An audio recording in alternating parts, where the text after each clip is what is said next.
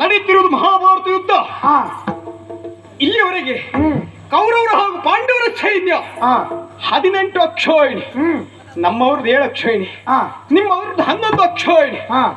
ಕುರುಪಾಂಡವರ ಯುದ್ಧ ಪ್ರಾರಂಭವಾಗಿ ಇಲ್ಲಿಯವರೆಗೆ 16 ದಿನಗಳು ಕಳೆದು ಹೋಗಿದೆ ಅಲ್ವೇ? ಹೌದು. ಹಾಗೆ ಇಲ್ಲಿವರೆಗೆ ಅದೆಷ್ಟು ಯುದ್ಧ ಆದ್ರೂ ಕೂಡ ನಡೆದಿತ್ತು ಹೀಗೆ.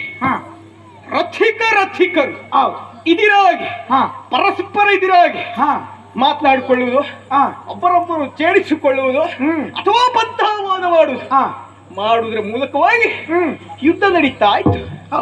ಅದರಿಂದ ಹಾಗಲ್ಲ, ಇದು ಯಾವತ್ತಾದ್ರೂ ನೀವು ಸಾರಥಿ ಇಂತು ಮಾತನಾಡಿ ನೋಡಿದ್ರ? ಇಲ್ಲ. ರಥದ ಮುಂಭಾಗದಲ್ಲಿ ಇರುವವರು ಇವರೇ, ಆದ್ರೂ ಪರಸ್ಪರ ಮಾತನಾಡಿದ್ದಿಲ್ಲ. ಯಾಕೆ ಹೇಳಿ? ಸಂದರ್ಭ ಬರ್ಲಿಲ್ಲ. ಹಾಗಂತ ನನಗೊಂದು ಕೆಟ್ಟ